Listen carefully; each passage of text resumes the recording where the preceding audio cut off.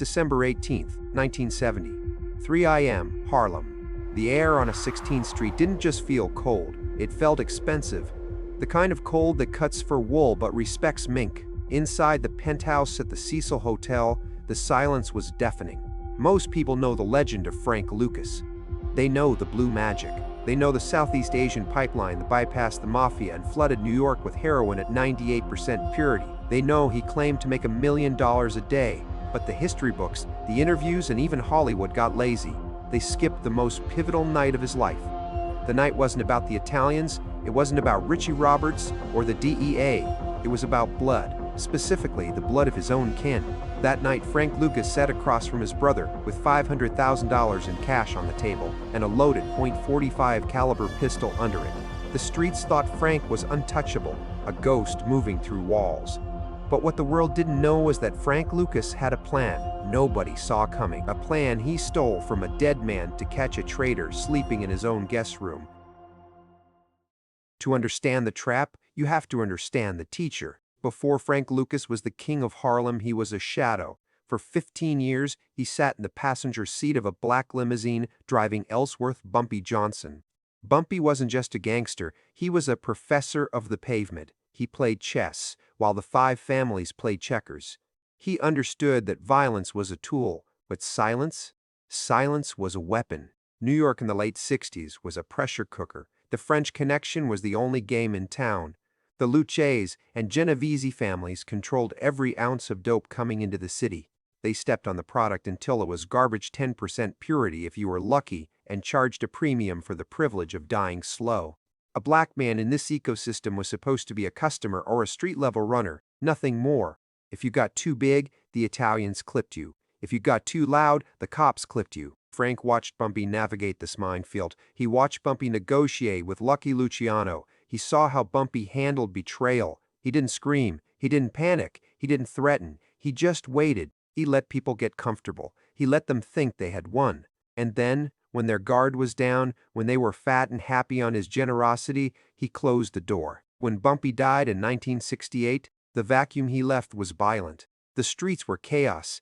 Everyone wanted the crown. But Frank didn't want the crown. He wanted the kingdom. He knew that to beat the Italians, he couldn't play their game. He had to change the board. He went to the source, the Golden Triangle, and brought back the blue magic. It was a product so strong it killed the competition's clientele, and then killed the competition. But with that kind of money, that kind of power, comes the oldest curse in the book: jealousy. And usually, it wears a familiar face. Frank brought his family up from North Carolina, the country boys. He put them in penthouses. He bought them cars. He draped them in gold. He thought blood was the only currency that didn't depreciate. He was wrong. By late 1970, the whispers started. Shipments were coming up light. Skimmed cash, information leaking to rival dealers about drop locations. The leak wasn't coming from the cops, it was coming from the inner circle, and Bumpy Johnson's voice echoed in Frank's head. The only person who can truly hurt you is the one you gave the key to. If you're already hooked on how Frank Lucas outsmarted the most dangerous men in New York and is about to turn the tables on his own flesh and blood, hit that subscribe button right now. What happens next changed the underworld history of Harlem forever. The betrayal wasn't just about money, it was about disrespect. In the hierarchy of the streets, stealing from the boss is a death sentence. Stealing from your brother is a sin. Frank had spent 2 years building an empire that rivaled General Motors in efficiency and exceeded it in profit margins. He had cut out the middlemen, he had silenced the critics, but now the foundation was cracking. The friction started small. A cousin showing up with a new Cadillac he hadn't earned, a stash house on 123rd Street getting hit by stick-up kids who knew exactly when the safe was full. These weren't coincidences, these were coordinates. Someone was selling Frank out. The heat was rising. The NYPD Special Investigations Unit, the SIU, the most corrupt cops in the city, were sniffing around. They were hungry. If they knew where the money was, they didn't arrest you, they robbed you.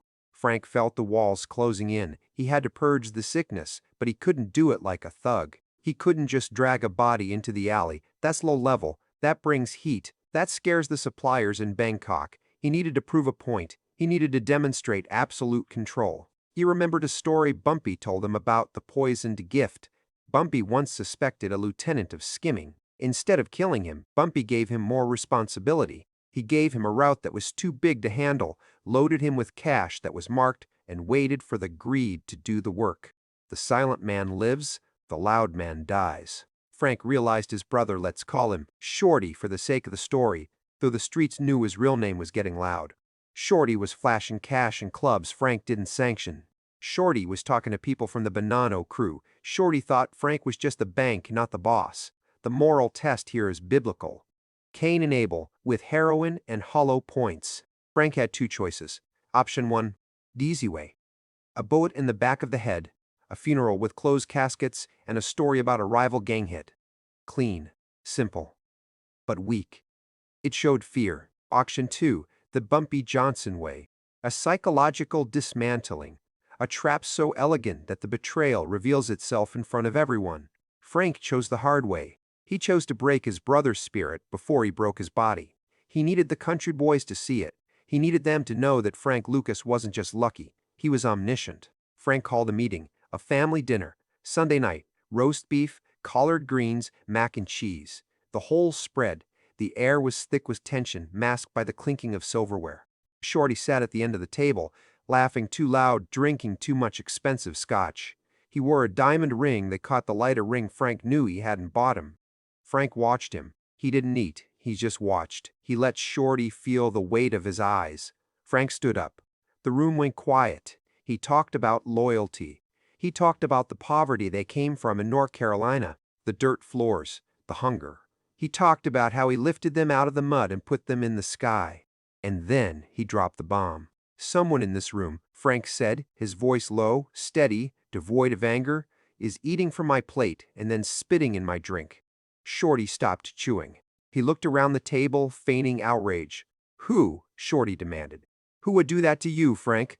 That was the mistake. Bumpy always said, the guilty dog barks first. Frank didn't answer immediately. He let the question hang there, suffocating the room. This was the setup, the chess move. Frank had already prepared the battlefield days in advance. He had created a phantom shipment, a ghost load. 3 days prior, Frank had taken Shorty aside. He told him about a special package coming in from a new contact in Marseille. Of course, Frank didn't deal with the French. He told Shorty this load was worth $2 million street value, pure untampered heroin, and it was going to be stored in a locker at the Port Authority bus terminal. He gave Shorty the key. He told him, this is for the retirement fund, don't touch it, don't tell a soul, just hold the key. It was the perfect bait. If Shorty was loyal, the key would stay in his pocket. If Shorty was the rat or the thief, that key would burn a hole through his pants. Frank knew Shorty was indebted to a loan shark in Queens and was trying to impress a girl in the village. Greed makes you stupid. Greed makes you blind. Frank had the locker under surveillance. Not by his guys, that was too risky. He paid off a homeless veteran who lived in the terminal to watch that specific locker number. For 3 days, nothing. Then, on the morning of the dinner, the report came back. Someone had opened the locker. Someone had taken the bag. But here was the kicker. The bag was empty. It wasn't drugs. It wasn't money. It was cut-up newspapers wrapped in duct tape. Back at the dinner table, the air was vibrating. Frank walked over to Shorty. He didn't pull a gun. He pulled out a small, crumpled piece of paper. It was a receipt. A receipt for a pawnshop transaction dated that very afternoon. Shorty had tried to sell the drums he stole, realized it was paper, and in a panic, pawned the leather duffel bag itself for $50 just to get something out of the trip. He was that desperate. He was that sloppy. Frank placed the receipt on the table next to the roast beef. You went to Port Authority today, didn't you? Frank asked. Shorty's face drained of color. He tried to speak, but the lie died in his throat. The logic of the trap was closing in. Frank had isolated the variable. He gave the information to one person. The leak could only be one person. I didn't, Frank. I was just checking on it. Shorty stammered. You checked on a bag of newspaper? Frank asked. And then you sold the bag? The room gasped. The country boys looked at Shorty with a mix of horror and pity. This wasn't just theft. It was incompetence. It was an insult to the operation. Frank had exposed him not as a mastermind rival, but as a petty, desperate thief. He stripped him of his dignity before he even touched him. Frank walked to the sideboard. He picked up a heavy leather briefcase. He tossed it onto the table. It landed with a heavy thud. "Open it," Frank commanded. Shorty's hands were shaking. He undid the latches. Inside wasn't money. It was a single one-way bus ticket back to North Carolina and a brown paper bag lunch. "You want to be a street hustler?" Frank said. "Go hustle in the dirt. You're done here." This was the genius of the move. Killing Shorty would have made him a martyr. It would have upset their mother. It would have brought police heat. Exiling him, sending him back to the poverty they escaped. That was a fate worse than death. It was a living erasure.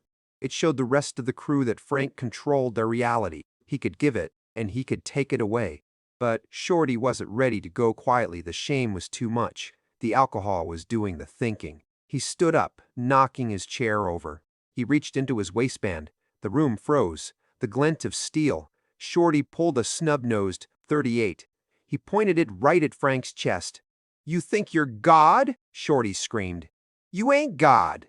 You're just a driver. You're Bumpy's fetch boy." Frank didn't flinch. He didn't dive for cover. He stood perfectly still, his hands at his sides. He looked at the gun. Then he looked at his brother's eyes. This was the moment. The showdown.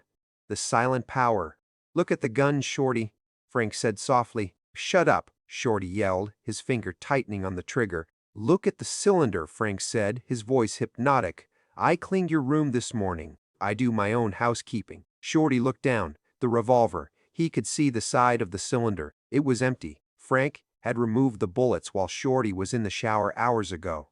He knew Shorty was erratic. He knew Shorty was armed. Bumpy Johnson taught him, never sit down with a man unless you know what's in his pocket.